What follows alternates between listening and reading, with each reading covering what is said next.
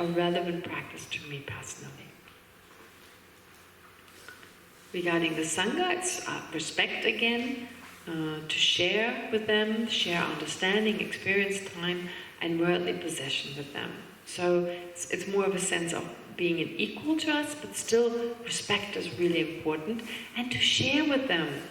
When it comes in particular to Dharma practice, sometimes people don't want to share with them, like there's a competitiveness, like you don't want to share your knowledge. It happens, and that is just so unfortunate. So it's this idea that you learn from each other. Whatever you know, whatever, I mean, without showing off, of course, to share your understanding, experience, time, and of course, worldly possessions, if you can. Okay, so distinction based on recollection, well, recalling the qualities we just heard about. And then based on increasing merit. That's really important. That's important in the sense that accumulating merit is so important. So important. Like I talked about it yesterday.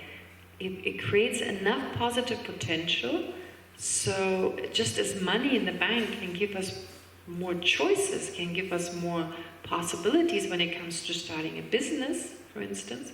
So likewise, merit, the more merit you have, the more successful you're going to be in your spiritual practice, the less obstacles you face.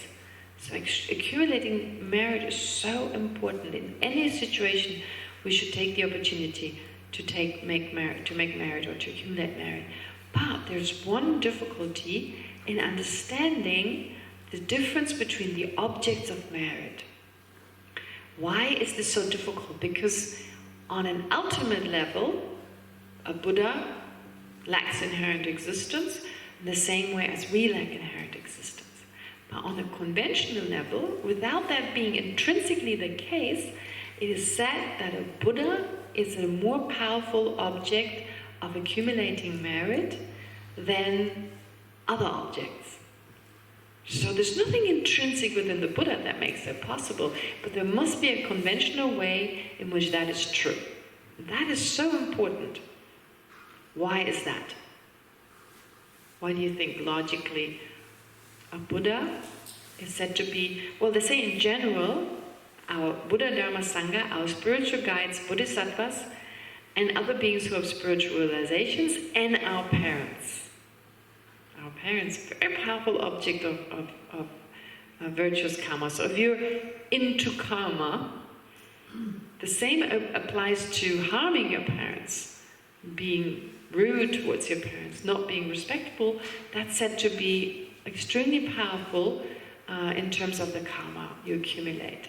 So it's up to us what kind of karma we want to accumulate, but if we want positive karma, we accumulate a lot of positive karma in relation to our parents. However, leaving that aside, of course, in that whole list, they're only the last. So in terms of the most powerful object of refuge is the Buddha. Why? Buddhas and bodhisattvas. And they're very negative. Any negative karma accumulated in relation to them, knowing that they're Buddhas or Buddhas, or having a sense that they are.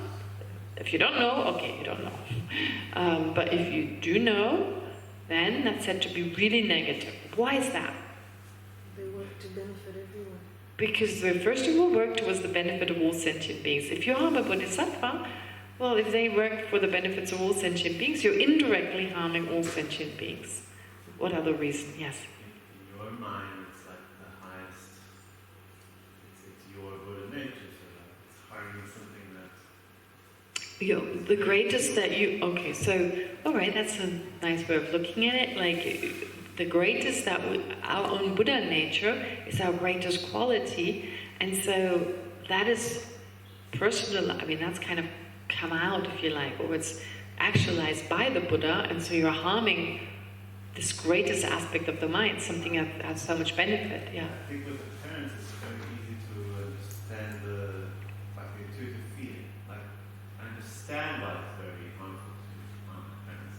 It's something very intuitive about it. Well, because they've given us so much kindness, they've done so much, they've given us life. I mean, our mothers carried us around for 9 months. I mean, have a belly full of hummus for 3 hours. How difficult is that? But have a whole person grow inside you, right? I think it's all the hardships that our parents went through, which we never really think about, unless we had kids, I guess. Yeah, so there's the kindness they've given us life, etc. Okay.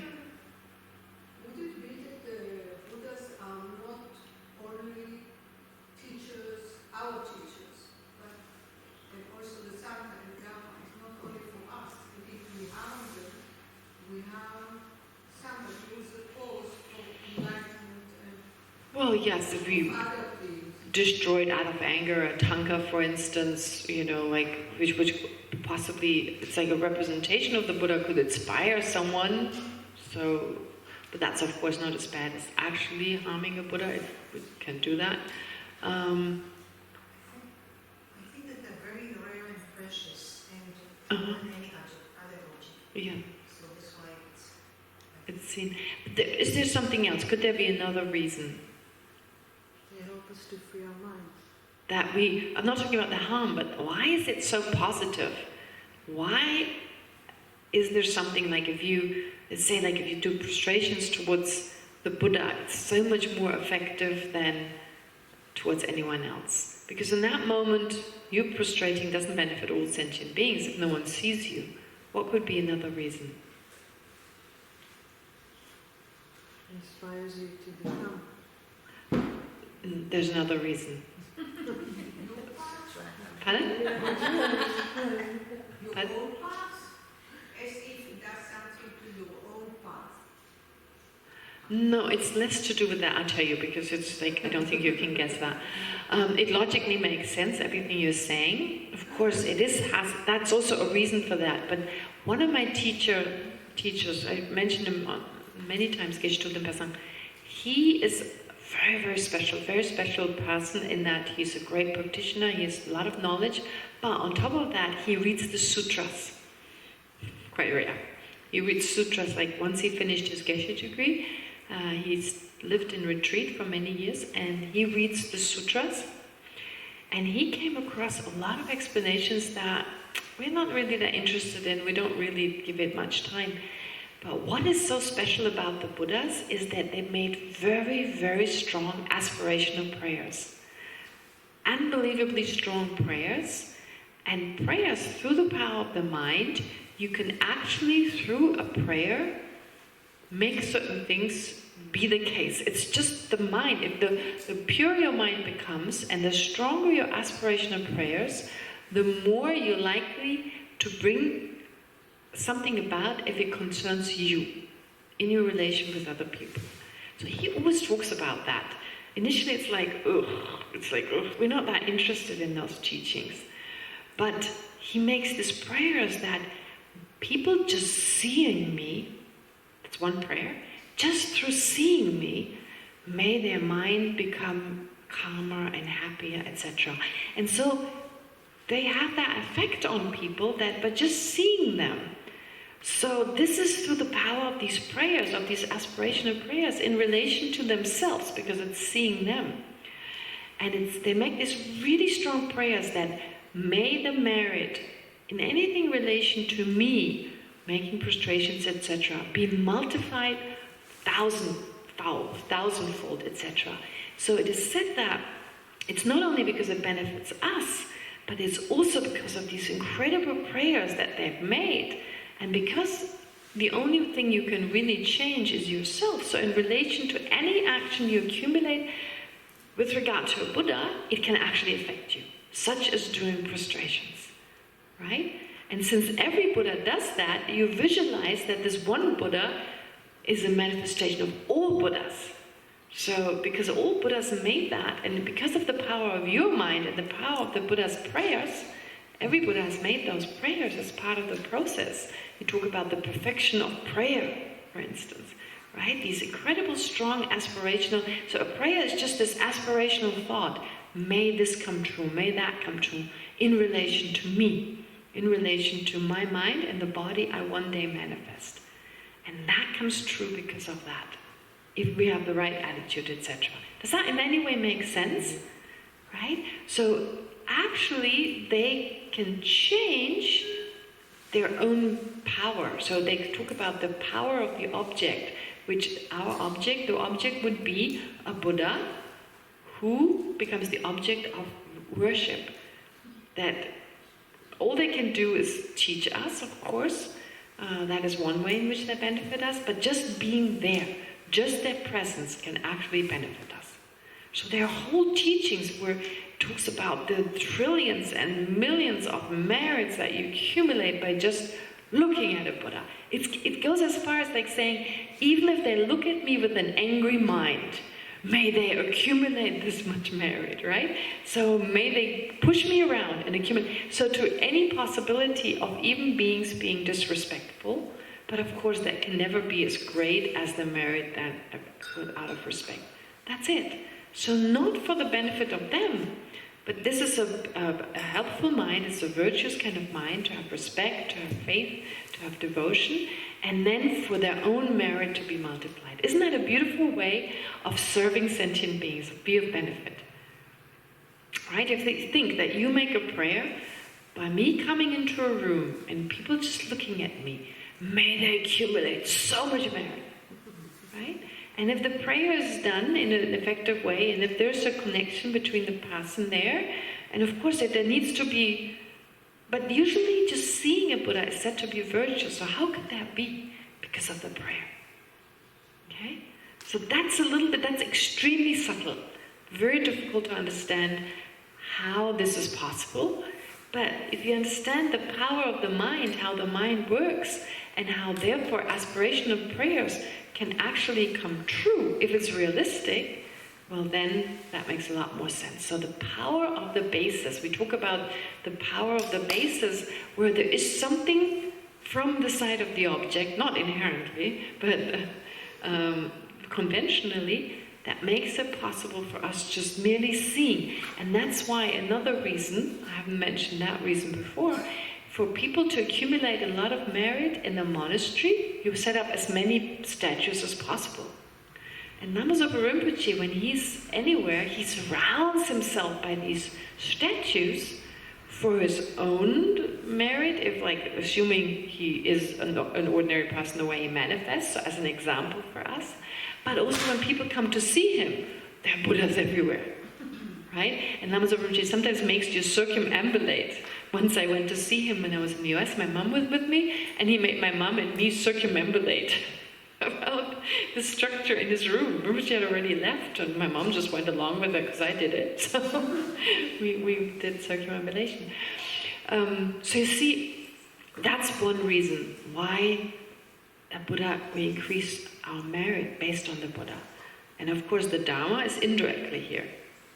Just taking okay, there's a difference between engaging in virtuous action towards actual living beings, such as the Buddha and the Sangha, as compared to the Dharma. So there are two aspects to accumulating merit. The merit one receives owing to one's own merit, and the merit one receives from benefiting the recipient. And of course the merit that comes from the side of the object, as opposed to a multitude of people. So of course, single person versus multitude of people. So if you visualize all Buddhas, there's a greater benefit. If you visualize all sentient beings around you, and you then work for their benefit, greater, all sentient beings versus less, in terms of how you realize the recipient is. So this is why it's more meritorious to accumulate merit towards the Buddha than the Sangha. Again, their prayers are much more powerful. I didn't mention this here, because I wasn't sure about this. It didn't sit well with me when I put this in here. But after Geshe Thupten Pesan's teachings, that's when the last teachings, there's a whole set of teachings that Geshe Thupten Pesan gave based on a text. I'm right now translating it into English, just oral translation, and we're making it available on a website. And he just talks about the qualities of the Buddha. What is it? 40 classes. Is it that many? I'm not sure, but something 40, I remember. So many classes on just the qualities of the Buddha. And I'm like, ugh, how can that be interesting? But it's amazing. So amazing, so inspiring. He does such a great job because he has all that knowledge about it, reading in the sutras and describes it, and it's like unbelievable how he describes it and how you generate that faith. And you're inspired by this in such a profound way. I never thought this possible. Okay, then the way to take refuge. Sorry, I'm racing through because I want to get to 23. The way to take refuge through commitment. Okay, so did I leave anything out? No, I don't think so. Yeah, I said that. Commitment. So you commit yourself to trusting yourself to the three jewels, as acknowledging the Buddha as the perfect guide and teacher who knows the infallible method to attain Buddhahood. So you commit yourself to rely on him through the depth of your heart. The Dharma refers to the goal of liberation and enlightenment. So in order to commit ourselves to acknowledging the Dharma as the actual refuge and protection, and since the Sangha has the same goal as we do, we see them as like brothers and sisters, if you like someone who we acknowledge them as our true spiritual friends. Oh, and this last part I think is also important. The way to take refuge by refusing to acknowledge other refuges, other objects of refuge. What does that mean? Does that mean you cannot pray to God? Does that mean you cannot ask anyone else for help? No, that's not what it means. So initially on hearing this, it seems like, it's like, Christianity, you're not supposed to believe in anyone but God, or whatever are the rules in the different religions. So like they're so exclusive. A lot of the religions is like either or. And in Buddhism, you don't find that. It's like you can practice your own, you're encouraged to practice your own religion and take on the bits and pieces you like. But once you kind of dedicate yourself to Buddhism, like you follow the path, there is that rule, but it means something very specific. Okay, so I think it needs to be understood. So you should not take refuge in a teacher or a teaching that contradicts the three jewels, right? So if, for instance, what would the teachings of the Buddha, what would they tell us? Not to kill others. If you rely on the teacher who encourages killing as a means to possibly liberation, I mean, in some religions, they require sacrifices, like animal sacrifices, or even human sacrifices, they exist. So that would be, if you want to become enlightened, if that's your goal, liberation and enlightenment, if that's your goal, don't follow these kind of teachers, because that's in contradiction to the Dharma, refraining from harming others. So, therefore, we should not follow a teaching that contradicts any of the teachings on the 10 virtues. And then there's another aspect that's ultimate refuge, which is called ultimate refuge. We'll talk more about ultimate and conventional refuge. But here, ultimate in the sense of the purpose of attaining liberation or enlightenment. If I want to attain enlightenment, right, and I rely on another teacher other than the Buddha for just that, well, I'm not going to reach enlightenment. Let's be realistic. Jesus did not teach enlightenment. Right? I mean, as an example, I can't say anything about Judaism, I haven't studied it. But Jesus definitely, from what I learned, did not teach the methods to become enlightened. Taught the methods to become a good person and be kind and love thy neighbor as you love thyself, etc. So all that. But that doesn't mean become a Buddha for the benefit of all sentient beings. Did talk about a level of love, etc. that is discussed in Buddhism, but that did not teach about enlightenment. Teaches about the methods to be reborn around God, right? A celestial being, which from a Buddhist point of view, yes, such a celestial being exists. There are these celestial realms, yes, but that's not enlightenment. Okay, so therefore, not to take refuge in such a being for the purpose, and only taking refuge for the purpose of attaining liberation and enlightenment. So you can, as like benefiting you, but to rely on their teaching as an exclusive teaching to enlightenment, that would not be encouraged. So the reason is by taking such refuge, one may be led towards worldly activities and goals and diverted from actually overcoming suffering. Because Christianity does not teach the permanent relief from suffering. It talks about being born basically in heaven, and then says, well, your suffering will be gone automatically, but that's just not realistic from a Buddhist point of view. Okay, so if that's what you want to do, only if that's what your goal is, well then don't do that. Not because it's bad, but just because you won't get it. So it's not about punishment or anything. And of course it is admissible to rely on worldly gods, spirits and other beings to assist us with temporary objectives, just as rely on and take refuge in physicians to get treated for a disease, or rely on college professors to get a degree. Right? Does that make sense? Yeah, so it's not in any way disturbing, as in like you're not allowed to. It's just, if that's what you want, find the right teacher, basically. So this completes the section taking refuge in the 3 jewels from the Lamrim Chema. Yeah. Sorry for racing through, but it's pretty much self-explanatory. So there were a few things I wanted to stress, because oftentimes people ask about it, so might as well mention those. Okay, great. Yes, and then we get to the next part. The next part of this is... Is there time for questions? Or? Yes, there is. Yes. Go ahead. So the next part is what we study in the monastery, actually, plus what we did. We studied that too, but that's the actual text, just to complete that sentence. Yes, Leora? There are 4 ways of taking refuge. Mm-hmm. And the second one is the distinctions. Mm-hmm. And within them, the first few, I can't remember now how many, are also kind of qualities of the Buddha. Mm-hmm. And the last few are our attitudes towards it because of the first distinctions, the practice, devotion, and so forth. Mm-hmm. Yes? Yes? Oh, okay, that's it. Oh, just, okay. Because some of them are The overlapping. distinctions. They are telling us what to do Uh-huh. based on the distinctions, so what's unique for Buddha. Right. I mean, those are really overlapping. There's based on the distinction on devotion, it goes back to the activities, it goes back to the qualities. It's just looking at it from a slightly different angle. So you're looking at the same thing, but it just gives you more of a thorough sense, like how should we rely on the Buddha, right? Yeah. Does that make sense? No, I don't think there's any question really, is there? It's pretty clear.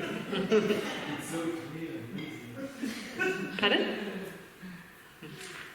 Okay. All right. Yes? You mentioned yesterday, before everything, that you have a page of contents of this. Pardon, can you repeat that? That you have a page with contents. Well, the version that was given before from 2016, it had like a table of content. Yeah. So Yes.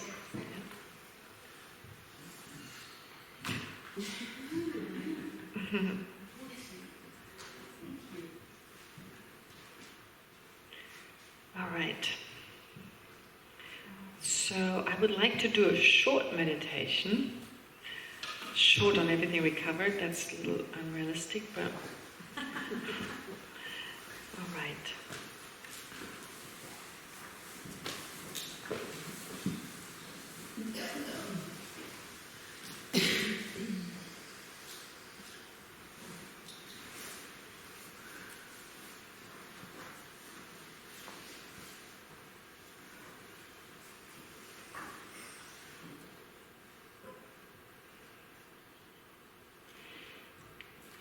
Well, we won't be able to cover everything, but we can go through the distinctions at least. And so again, as before, we start with some breathing. And then, just as suggestions, I'll mention what is here in the text. And at the very end, I'll ask you whatever conclusion you've come to. So instead of analyzing at the end, you just focus on whichever kind of conclusion, whatever kind of feeling you've come to, you single-pointedly focus on that to allow for that to sink deeper. Okay, so let's start with just focusing on the breath.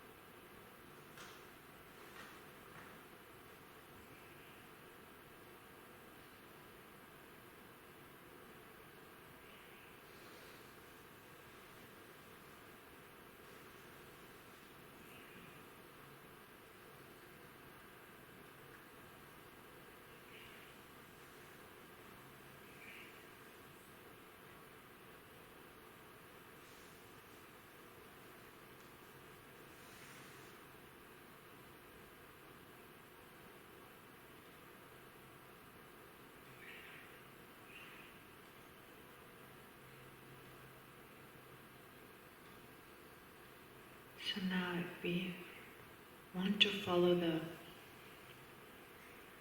Buddha Dharma, then the entryway into that is the mind that takes refuge.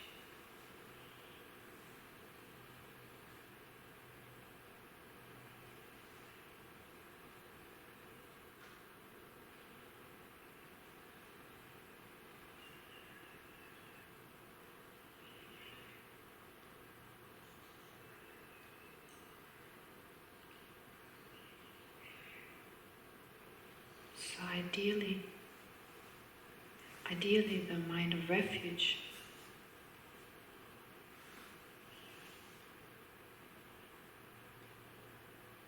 should affect any other mind.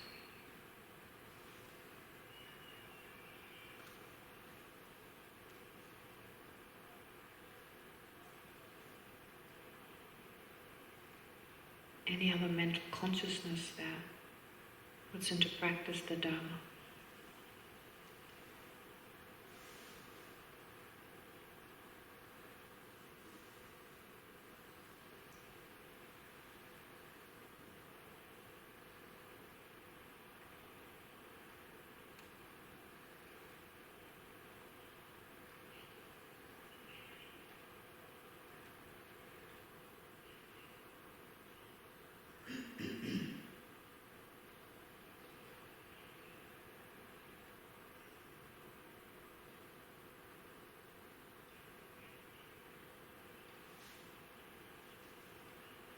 So we should regard the Buddha as the one who has actualized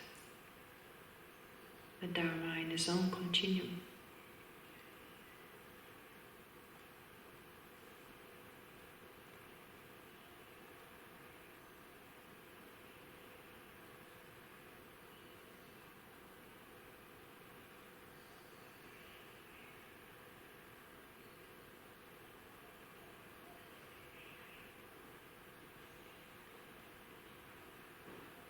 Who now sets forth the Dharma of Scripture.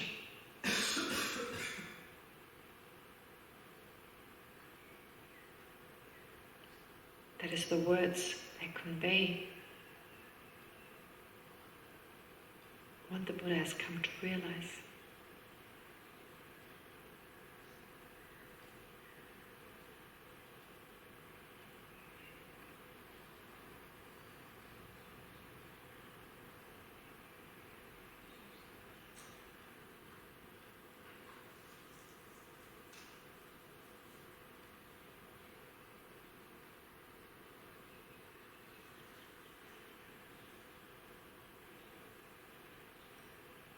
Giving rise to the Dharma realizations